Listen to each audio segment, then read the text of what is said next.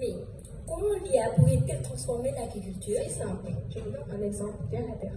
C'est comme lorsque, par exemple, je veux dire à un enfant, va me cueillir des fruits mûrs dans le champ. L'enfant qui ne sait pas ce que c'est qu'un fruit mûr, je lui dis que le fruit mûr a telle taille et telle couleur. Une fois dans le champ, il n'aura qu'à cueillir tous les fruits répondant à ces critères. C'est la même chose avec la machine. Ah d'accord. Donc il suffit juste de fournir des données à l'ordinateur pour en faire un agriculteur. Exactement. Et dans ce cas, l'agriculteur numérique peut nous aider dans le cadre des prévisions météorologiques, de la surveillance de la santé des cultures, de l'analyse des sols, de la sélection des plantes et de la révolution génétique, mais également l'automatisation des tâches agricoles, comme la pulvérisation, le désherbage. Les prévisions météorologiques. Imaginez si l'agriculteur sait d'avance le climat qu'il aura, cela lui permettra de prendre d'avance des solutions pour protéger sa culture. Ensuite, déjà nous avons là une image. Si vous lisez bien, vous allez comprendre ce qu'on dit par là, c'est que sans l'intelligence artificielle, on est informé qu'en temps réel. On se base tout simplement sur le comportement de l'atmosphère. Tandis qu'avec l'intelligence artificielle, on est capable de prédire, en fait, d'avoir des données qui n'est pas encore arrivé, ce qui permettra déjà à l'agriculteur de prendre d'avance des mesures pour pouvoir protéger sa production agricole. Ensuite, la surveillance de la santé des cultures et de l'analyse des sols, comme on dit parfois, une pomme de terre pourrie dans un sac pourrait pour tous les autres. Imaginez une plante qui soit malade et si elle infecte les autres.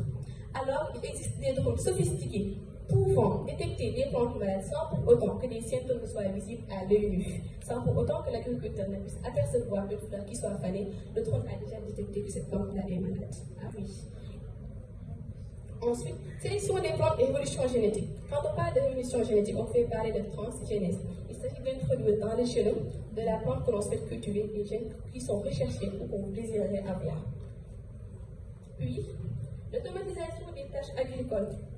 Vous savez, pour ceux qui vont au champ, ils savent comme c'est carrément difficile, le désherbage, la plantation et la pulvérisation. Imaginez avoir des machines qui le font en une fraction de seconde, d'une manière très rapide, plus efficace en même temps. On en a des exemples de machines.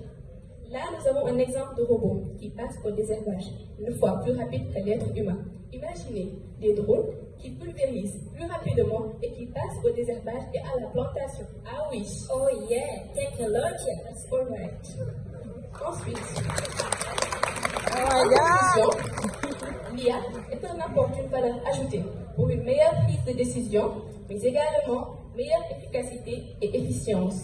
Alors déjà, avec le lancement de notre projet récent par le ministère des Communications, de la Télécommunication et du Numérique, le New Deal technologique, qui pourrait permettre au Sénégal d'être un hub du numérique dans l'Afrique tout entière, peut-être bientôt dans le monde, cela nous ouvre les portes d'entrée dans le monde de l'intelligence artificielle. Donc, mesdames et messieurs, chers membres du jury, faisons tous appel à l'IA pour une économie durable.